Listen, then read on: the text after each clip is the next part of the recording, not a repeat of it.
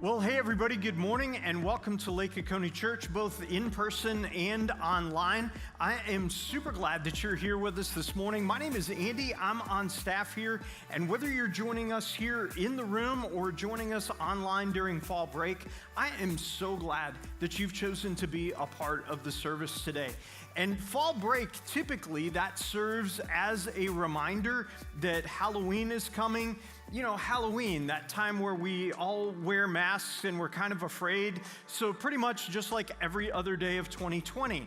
But if you're looking for a specific date to put on the calendar, then put October 25th on your calendar, because that is the day of our mega awesome costume party for our babies, preschoolers, and elementary kids in our family ministry environment. So that is Sunday morning during the Sunday service, and we'll have free tickets available for that, so you can pick those up as soon as those become available online. But that's a few weeks off, so we do have a gift for a few of you who are here with us here in the room this morning, specifically for those of you who are our guests. If this is your first time here, thank you for carving out time. I recognize how awkward it can be to visit a church for the very first time. So if you are our guest service team has put together a gift we'd love for you to take with you as you head out this morning. So swing by the Love in the Lake Country tent on your way back to your car, and you can pick up that gift quickly. It's something I think you'll enjoy using during the course of your week. And if you are our guest online, we have a gift for you as well. You can go to guest.lakeoconee.church and we'll be able to email you a gift, and it's just a small way that we can say thank you for being a part of our service here this morning. And as we go through the course of this morning, we're going to sing two songs together, and the words of those songs are designed to remind us of how God sees us and how he really desires for us to see him. So as we sing, look at those words and think about what they mean. Even if you don't enjoy music all that much, you may find the words to be really, really encouraging. And then we're going to hear a really helpful message before we head out. So if you would, as James David Carter and Krista Rooks come to lead us, if you would stand to your feet and we'll get things started.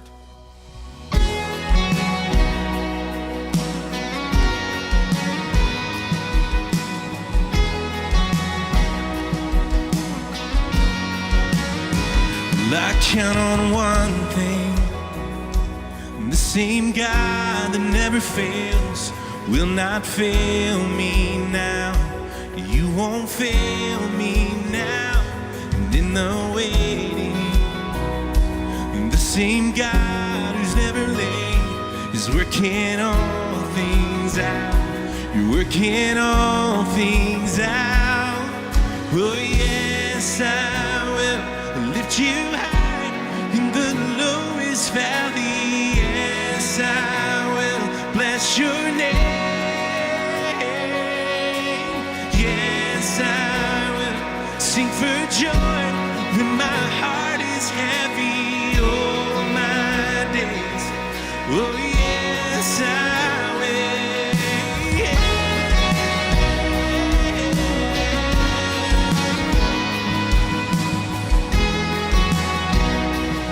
Sing that again. I count on one thing. Well, I count on one thing. The same God that never fails will not fail me now. You won't fail me now. And in the waiting, the same God who's never late is working all things out.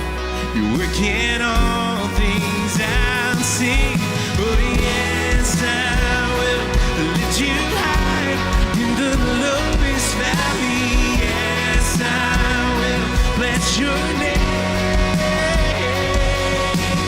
Yes, I will sing for joy when my heart is heavy all my days.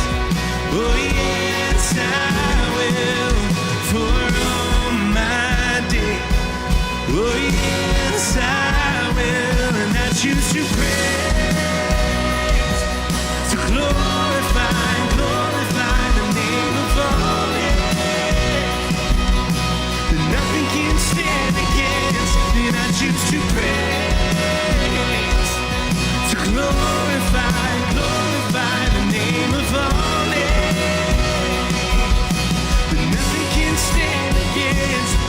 choose to praise, to glorify the name of our name, that nothing can stand against, and I choose to praise,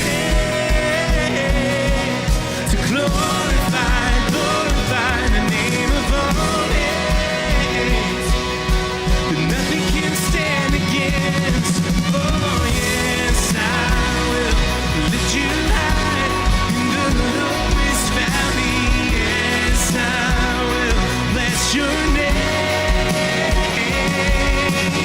Yes, I will sing for joy when my heart is heavy.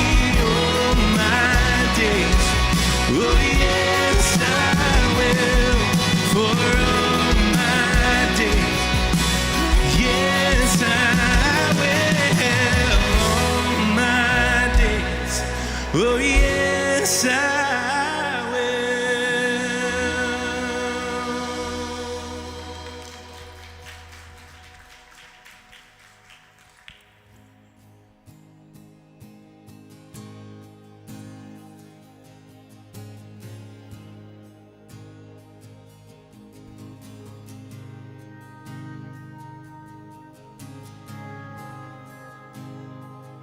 I love you, Lord,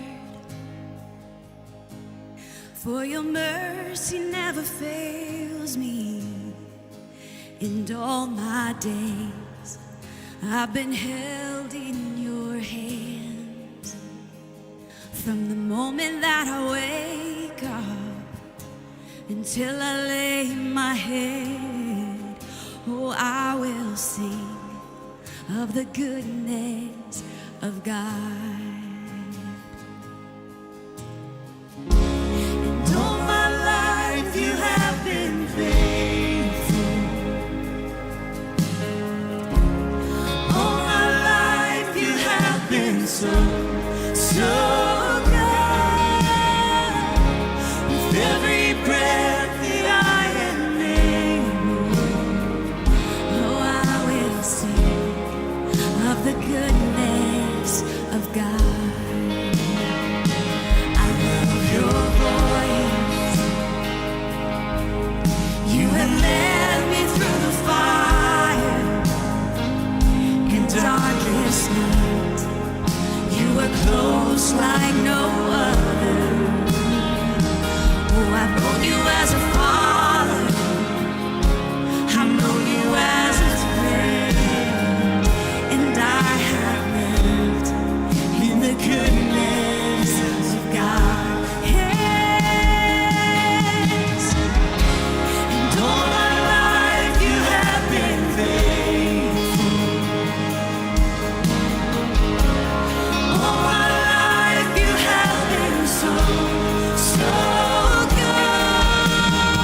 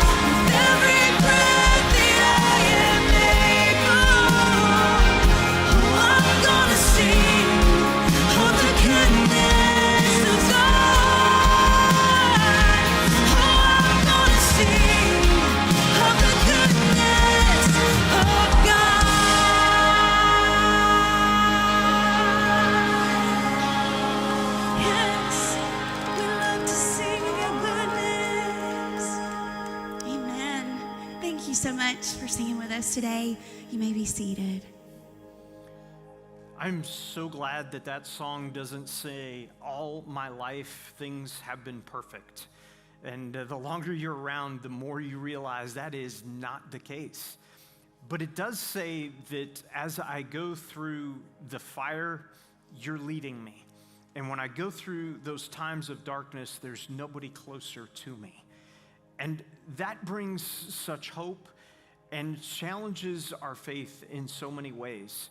And even as adults, we continue to grapple with what does it look like to put my faith in a good God in difficult situations. And I've had conversations recently with some of you who are walking right now through some really, really heavy things. And you're asking those same kind of questions. And I so appreciate the questions, and I am so in awe of the depth of your faith as you are going through those moments. And right now, even down the hall, we're having these same kind of conversations with our kids, talking to them about how they can trust a good God in difficult circumstances. And imagine how that changes the trajectory of their lives if they understand that now, before they ever encounter the really tough stuff that life is going to bring their way. And just for a second, let me say thank you to those of you who give consistently to our mission as a church, because as you do that, you are having a part in every single one of those stories. So whether you use the buckets that are in the back here beside each door, or whether you give online at give.lakeoconee.church, thank you for your part in helping build the faith of this generation and the next generation. And speaking of the next generation, in a moment, we're going to be hearing part 2 of a message entitled Parenting in the 21st Century, which for just a moment you may go, well, then there's nothing here for me. That's not where I'm at yet. But if you have any influence at all in the next generation, this message has something that will be very, very pertinent to you. And around here, if you're newer, we try to make every Sunday so helpful and so engaging that we have a variety of speakers. And sometimes they're live on our stage, and sometimes they're from a nearby campus. This morning, we're going to be hearing from Andy Stanley, and he's at North Point, and he's going to be bringing us part 2 of this series. But before we get there, I want to take a minute to pray for those who really are carrying some really heavy burdens right now. Dear Heavenly Father, thank you for your love for us. And God, thank you that that love doesn't change based on what we do or how we act or even how we respond to you. And God, I pray for those in particular that are carrying things that would cause every single one of us to go, is God really there? Does he understand? Does he hear me? Does he feel what I'm going through? And God, I pray that in these next few moments, that your Spirit would be very real and very present, that it would bring enormous comfort to those who are hurting, for those who are battling, for those who are weeping because there's really no other response. And God, I pray that you would strengthen our faith in those moments, because there's really nothing else that we have to turn to. God, thank you that you love us even then. And God, today, as we learn just a little bit more about how your character shines through us to our kids and our grandkids and our nieces and nephews and the kids that we come in contact with here at church and in other places in our lives, God, I pray that we would pay attention, that we would learn some of the characteristics of you and the way you deal with us, so that we might deal with the children in that way. And God, I pray that you would teach us today. In Jesus' name, I pray these things. Amen. So here's something to help launch us into today's topic. I want you to think about this. Your parents' behavior. Think about this. Your parents' behavior, not their advice, determined whether or not you would want to be like them or even with them when you were old enough to choose for yourself. Think about that. It was your parents' behavior, not their advice, not even their parenting skills, that determined whether or not you want to be like them or with them. It was how they behaved toward you. It was how they behaved toward each other. It was what they did. It wasn't what they required. Again, it was their behavior, not their parenting skills, that determined the trajectory of your relationship with your parents. So, and this should give us all a moment to pause, chances are your behavior, not your advice, will determine whether or not your children will want to be like you or whether or not they even like you. Your behavior will determine whether or not your children will want to be you or even be with you when they're old enough to decide for themselves. I mean, that's a little scary, isn't it? Similarly, in a similar way, your parents' behavior, think about this, your parents' behavior determined how much respect you had or have for your parents. And respect, this is important, respect creates influence. If there's no respect, there's no influence. And odds are the same will be true with you and your children. If you want influence with your children later, and trust me, you will, you must maintain their respect now. And the way you maintain their respect is how you behave. More on that in just a bit.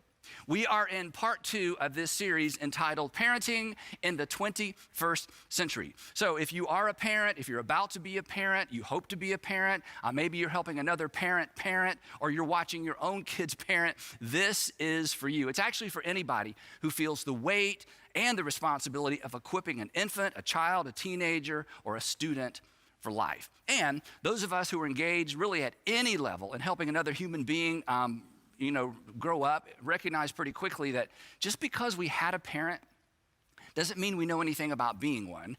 And just because we were a kid once doesn't mean we know anything about raising one, any more than having had a surgery once prepares you for surgery, right? Now, last week, we began by connecting what might be considered 2 very uncomfortable dots, the dots between marriage and parenting. We discussed the tension between what's real and what's ideal. Then we explored the way that Jesus navigated that tension. He never dumbed down the truth to make people feel better. He pointed to an ideal. He inspired people toward an ideal. But at the same time, he never turned down the grace when people fell short of the ideal. Oddly enough, the people who fell short of the ideal, they actually liked Jesus. They flocked to Jesus. They liked him even though they knew they were not really anything like him. And he liked them back. In fact, the only group Jesus didn't seem to like were those who held up the ideal but did nothing to help those who fell short of the ideal. In fact, on one occasion, a group of religious people came to Jesus and they said, Jesus, you hurt our feelings. You hurt our feelings. And Jesus wasn't having it. Here's what he said to them. He said, woe to you. You don't want to ever be on the other end of a woe to you from Jesus. He said, woe to you because you load people down with burdens they can hardly carry. And you yourselves will not lift one finger to help them. In other words, he was saying, you religious leaders, you weigh people down with the ideal, but you do nothing to help them navigate what's real, the realities of life. But Jesus was different. He pointed toward and he inspired toward an ideal while helping people navigate what was right there in front of them, what was so real. In fact, his sandals were firmly planted in what was real, but he continually pointed to the ideal. As we said last time, Jesus was all grace and he was all truth all the time.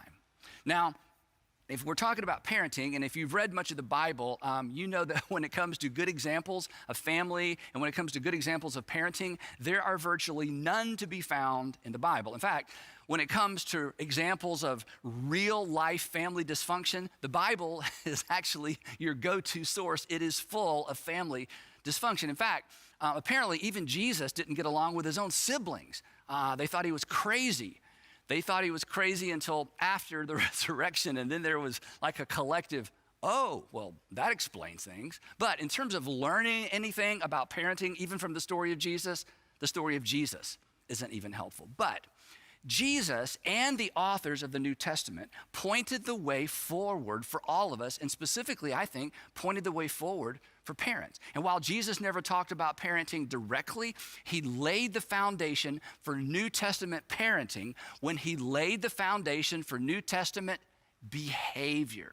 Did I mention that your behavior will determine whether or not your children will want to be like you, with you, or even like you? Anyway, so Jesus laid the foundation for his followers' behavior when he issued his new covenant command. We talk about this all the time. He called it his new command. A new command I give you, he said, not to be added to the existing commands.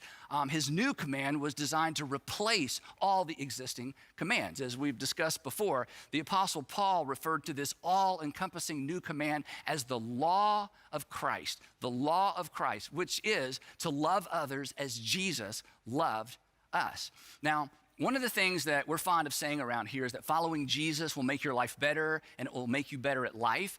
And to the point of this series, following Jesus will make you a better parent, because at the core of being a Jesus follower is an ethic of others first, an ethic of selflessness. And nothing, let's face it, nothing surfaces our self-centeredness and our selfishness quicker and fiercer than raising another human being. A human being that comes into the world with one agenda, the same agenda that we came into the world with, and it's this: what's in it for me, and I want my way.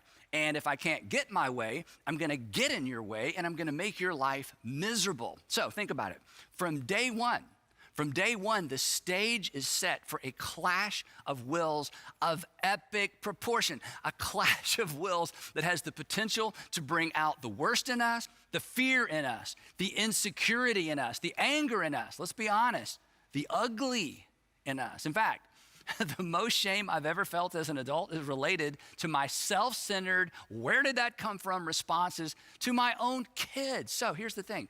It is in the eventual conflict of wills associated with parenting that the core ethic and value system of Jesus, it actually becomes more relevant than ever, because insecurity and anger and fear, what are those? Those are all manifestations of self-preservation and reputation preservation on our part, both of which fuel the very behaviors that drive a wedge between us and our children.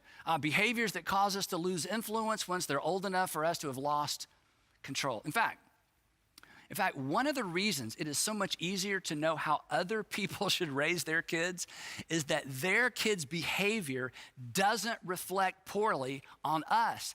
Our kids' behavior points directly back to us. And our response, this is so important, our response says a great deal about who and what we are most concerned about. And when we get it right, when we are able to keep our ego and our pride in check, when we're able to respond out of concern for our kids rather than in response to how our kids' behavior reflects on us, our response has the potential to create not only teachable moments, but defining moments. And I'll give you an example. When I was in the 8th grade, and let me put this in embarrassing context. When I was in the 8th grade, which was 48 years ago, let that sink in for a moment. 48 years ago, I had a conversation with my dad that I still remember to this day. Now, I didn't realize it at the time, but this was a defining moment in terms of my understanding as a kid of where I stood in relationship to my father's desire to protect his reputation. Now, this is important. We should all protect our reputation. My dad was concerned about his reputation, as I am, as you are. Our reputations are important, but our children are important as well, right? These are both values. These are both things that we value. And in life, we're constantly prioritizing our values. And our children are watching, and they are experiencing how we prioritize our values and how we prioritize them. And one misguided response or one misguided remark has the power to undo a lot of affirmation. Anyway, so my dad is a pastor, and at the time, our church was located downtown Atlanta on Peachtree Street, 1 block north of the famous Fox Theater. But more importantly to this story, our church was located about 3 blocks east of the Varsity Restaurant. Now, for those of you who have never been to Atlanta, the Varsity Restaurant is the largest drive-in restaurant in the world. But not only did it have slots for cars, back in the day, it had what I will call eating rooms. I don't want to say dining rooms. There wasn't a lot of dining going on at the Varsity. These eating rooms were basically full of plastic chairs all in a row, attached to plastic little tables, think, fifth grader desk, and they're all facing in the same direction toward a television hanging from the ceiling. Now, the Varsity was within walking distance of our church, so right after Sunday school, my best friend Louis Giglio and I would slip out the back, head out to the Varsity, order some food, find an empty eating room because most of them were empty on Sunday mornings, and then one of us would risk our lives standing up on the table attached to the chair to manually change the channel of the television to our church worship service, which was broadcast live on Channel 5. And then we would sit and talk and eat and pay just enough attention to the sermon to be able to comment on it intelligently on the ride home with our parents. We wouldn't lie exactly, we just deceived. Anyway, we would have enough information to give them the impression that we were actually in church listening to my dad preach. And that brings me to this most memorable moment with my father. We were driving home from church. It was just the two of us, and I was sitting directly behind him in our green Grand Safari station wagon. You may remember those. The third seat faced backwards. Anyway, I'm sitting right behind him, so there's no eye contact. And at some point in the conversation, he said, "Andy, Evelyn told me that someone told her that they saw you and Louie leaving church and leaving the church property right after Sunday school." And then he paused. Now, Evelyn was my dad's secretary. We had secretaries in those days. When he said that, I didn't say anything. I assumed I knew what was coming next, and I assumed it would not be pleasant. And then, after what seemed like an eternity, he said something I would never forget. But when he said it, he had no idea I would never forget it. And that 48 years later, I would still remember it. Here's what he said. He said, "And Andy, do you know what I told her?" I said, "No, sir." He said, "I told her, you tell your friend to raise her kids, and I'll raise mine." Silence. That was it. He didn't follow up with, "But if you and Louie ever skip," none of that. He just dropped it. And he never brought it up again. And in that moment, I felt drawn in rather than pushed away. I felt important. I felt like my dad sided with me rather than against me. And next week, I'm going to talk to you about how you can side with your kids when you're disciplining your kids, so don't miss next week. Now, I didn't have words for it then, but at a level that I probably couldn't even have understood as an 8th grader, on that day, I knew I was more important to my dad than his public reputation. His ego was in check. He put me first, and I felt it, and honestly, I still feel it. That was some really good parenting. And here's the interesting thing, and this won't surprise you. The next Sunday, Louie and I were on the second row. Now, here's the thing. A defining moment is better than a teachable moment. We love teachable moments as parents, but I'm telling you, a defining moment is better than a teachable moment. But they are so easy to miss when our ego is not in check, when our reputation is on the line. What we do and how we respond, how we behave when our ego is on the line, it leaves a mark for good or for bad. Now, before I get back to what Jesus had to say, one more little ancillary lesson that's related to this particular story. I mentioned that my dad in that moment, he put me first as in ahead of his reputation.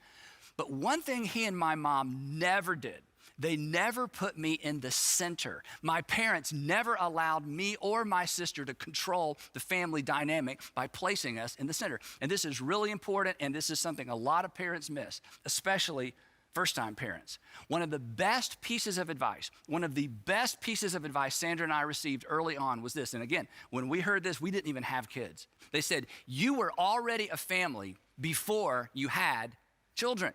You were already a family before you had children. Your children are simply a welcome addition to something that already exists. This is so important because let's face it, the gravitational pull is for the child or for our children to become the center of a family. And that is a mistake. They are welcome additions. Don't make them the main act. So, back to where we started. As it turns out, the ruby red slippers of parenting, the secret of parenting, is actually embedded in Jesus' new covenant command. A command fueled by a value system of check your ego out the door, just like Jesus did. In fact, on that note, this is so interesting. The Apostle Paul says that Jesus, who was in very nature God, did not regard equality with God as something to be grasped or to be leveraged for his own benefit. So if he didn't, we shouldn't either. Clearly, Jesus kept his ego in check, and he had every excuse not to. He was God. But anyway, his is a system of others first, sacrificial love, tough love. If you hate me, so be it, love. I will not do anything for you if it's not good for you because I love you. But the challenge, as I've pointed out, is that when Jesus issued his new covenant command, he wasn't talking specifically to parents. But fortunately, the Apostle Paul comes along a few years later, and he gives us some handles, some specific application. Basically, his message was this: here's what the Jesus brand of love looks like in the real world, in real relationships. Here's how love behaves. Here's how love behaves under pressure. Here's how love behaves at home. Here's how love behaves when you're raising your children. Paul supplies his readers, he supplies us with handles in all of his letters. In fact, all of his one another statements that you'll find scattered around his letters: forgive one another, encourage one another, carry one another's burdens, submit to one another. These are all simply applications of Jesus' new covenant command. But his most famous explanation of what the Jesus brand of love looks like and how it behaves is also, I think, his most instructive for parents. His most detailed description of what the Jesus brand of love looks like and acts like is found in his first letter to Christians living in Corinth, which is located in Greece. So for the remainder of our time today, we're going to focus our attention on just 3 words from 1 Corinthians. 3 words that summarize one facet of how love behaves and how love should behave at home. So here it is. You're familiar with this. Paul writes, love is. And again, this is not just any kind of love. This is the Jesus brand of love. This is the brand of love demonstrated by Jesus and the brand of love that Jesus' followers are commanded to follow. Even his parent followers, even his step-parent followers. I mean, after all, you love your son, right? You love your daughter. Paul says love is patient. Patient. Why did he have to start there, right? And how did he know? I mean, one of my worst habits when our kids were young was I would say something like this to Sandra. I would say, so you're going to be gone in the morning, so you're going to need me to babysit, right? She'd say, no, you don't babysit, you parent. You're the parent. I'd be like, oh yeah, but it kind of feels like babysitting because it feels like an interruption. I had to stop. I had to slow down. I had to move at someone else's pace. That's what love required of me as a parent, because love isn't pushy, it's patient. And honestly, whenever I read this verse or think about this verse, I always think about this picture. This is a picture of Sandra's dad walking on the beach at Hilton Head, South Carolina with our middle child, Garrett, when he was obviously very young. Every time I look at this picture, I think 2 things. I think, number 1, grandparents are more patient than parents. And the other thing I think about is this: what happens, think about it, what happens when we refuse to move at another person's pace? And this is Paul's point. Love chooses to move at the other person's pace rather than requiring that person to move at ours. And the reason this is so hard is because patience isn't natural. Your natural pace is natural. But here's Paul's point. Since God moved at our pace, we are to do the same for others. And we are to do the same for our children. If not, what happens? Literally, what happens? Think about it. If we insist on moving at our own pace, what happens? We separate ourselves. We separate ourselves from our children. Physically, when we're walking, but emotionally and relationally, when we push them beyond their capacity, we separate and we frustrate. It's interesting to me that the only specific thing, this is amazing, the only specific thing Paul says to parents about parenting is pertain to this very dynamic, and he directs it to, no surprise, to fathers. In a different letter, here's what he writes. He says, fathers, do not exasperate your children. Don't provoke them. Don't stir them up. Don't insist on winning. Don't insist on outsmarting, out-talking. Don't push too hard. Don't move too fast. He says, if you do, here's the end result. You will be separated. They will be discouraged. They'll be discouraged. They'll be disheartened. They eventually just lose motivation. They'll just stop because they can't keep up. And again, the result, separation. Again, how did Paul know? And how interesting, and yet maybe not surprising, that he didn't address this to moms and dads.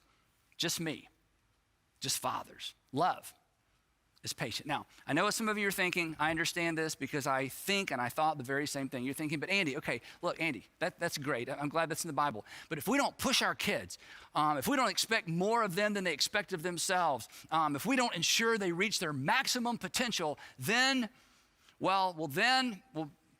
may not turn out. To which I would say to you, turn out what? In fact, I'll finish the sentence for you. Then they may not turn out the way you want them to turn out. They may not become what you want them to become. So let's pause and think about this for a moment. Is that really what you want? Wouldn't it be better to discover what they were born to do, who they were born to be, and facilitate that? That's what great parents do. I have never met a father. I'm sure they're out there somewhere, but I've never met a father who wished he had been harder on his children.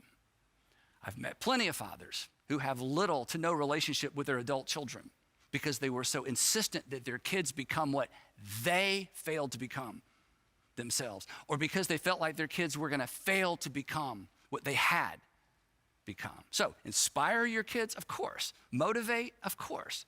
Push to the point of exhaustion and frustration? No. Compare and shame? No. Because parents, that's about you. That's not about them.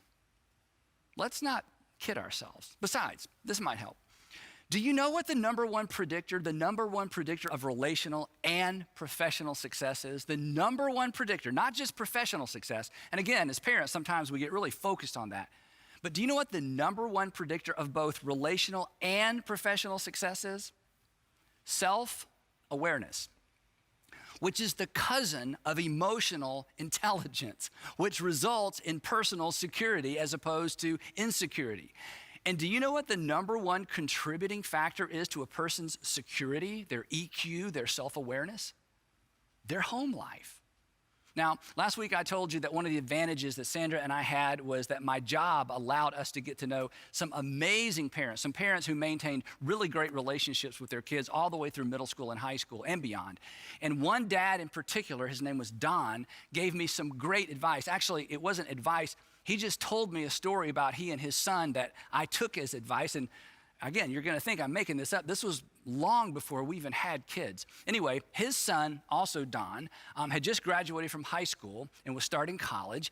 And his dad told me about a conversation he had with little Don as he was headed off to school. Now, like most high school graduates, Don, his son, had no idea of what he wanted to do when he grew up. So his father was helping him make the transition. And during the transition, he said to his son, he said, Don, look, whatever you want to do with your life, I'll support you. And I'll use my influence to help you any way I can. But until you know what you want to do, will you trust me to point you in a direction so that you go into college with some sort of direction? And look, the moment you figure out what you want to do, all bets are off. I'll just support you in whatever you want to do. But will you at least take my advice and let me direct you going in, point you in a direction? And his son, Don, said, sure. Now, of course, the fact that his son would take that kind of advice from his dad said a lot about their relationship anyway. They were one of the families that we paid close attention to. So he suggested that his son, Don, begin, go to college and pick a business major. And he told him specifically what he thought he should focus on in business school. And he said, you should go into business school with the goal of going to law school based on Don's aptitude and his personality, but not necessarily his interest at the time. So that's what his son did. He went to college, he majored in business, he finished college, he got into law school, and today he's a very successful attorney in the Atlanta area. Now, again, this was before we even had kids. And when he told me that story, I thought, that is such a great approach. You choose, but until you choose, will you trust me to choose for you? So, no lie. 20 years later, my oldest son, Andrew, is headed off to college with no idea of what he wants to do and little idea of what he wants to major in. So I gave him Don's speech. I said, Andrew, will you allow me to point you in a direction until you know what you want to do? And he said, sure. And I suggested he get a finance degree based on, again, his aptitude, but not necessarily his interest at the time. I just felt like that would set him up for a variety of opportunities later on. And I assured him, hey, if you change your mind after your freshman year or you change your mind midstream, no problem. I just want you to go in with a direction in mind. So that's exactly what he did. He stuck with it. He graduated with a finance degree, and right out of college, he landed a great job. Then, after about a year of working there, and some of you know this, he started going to comedy clubs at night. And before long, he was on stage doing comedy for $20 and a burger. And then after a couple of years of that, we had the talk. Not that talk. We'd already had that talk. We had the talk where he said, Dad, I really like my job, but I want to quit my job and do stand-up comedy full time.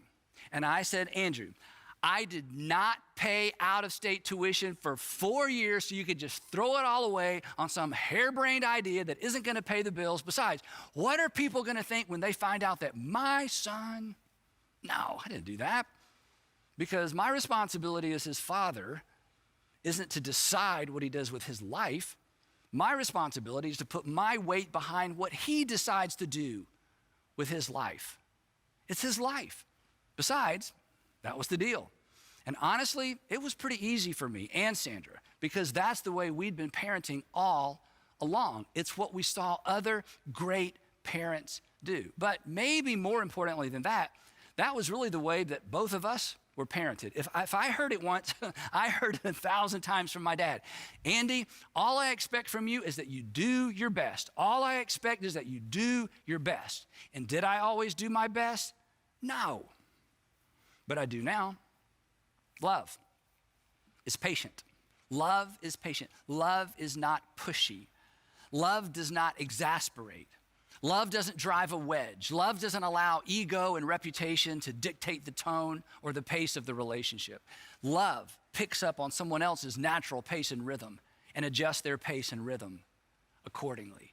And love, because of patience, maintains influence all along the way. Love is patient. So, a couple of questions as we wrap up today's episode.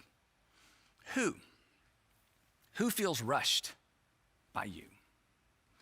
Who feels unnecessary, maybe even unhealthy pressure when you walk into their room, when you walk through the front door? Who are you driving away in your effort to bring out their best? And what would it look like? You don't have to commit to this, just think about it. What would it look like? What would it require from you to adjust your pace to theirs? And I know for somebody watching today that scares you to death, but let me tell you what you should fear more: losing a relationship with your child now or your child later. What would it take? What would it look like to adjust your pace to theirs?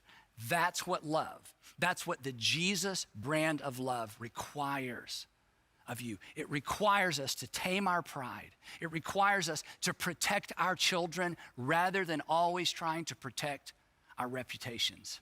And then there's this. If you live long enough, you're gonna slow down. You're gonna need those around you to adjust their pace to your new pace. It will require patience from those that you love the most and those that you hope love you most. So, I hope you raise patient children who've seen what it looks like to adjust their pace to the pace of those they love. Just something to think about. And we will pick it up right there next time in part 3 of Parenting in the 21st Century. Such helpful things to think about, and I'm so incredibly grateful that our Heavenly Father is merciful and patient with each of us, And we have a really great opportunity to model that in the lives of our children and our grandchildren and others in the next generation that we have influence with.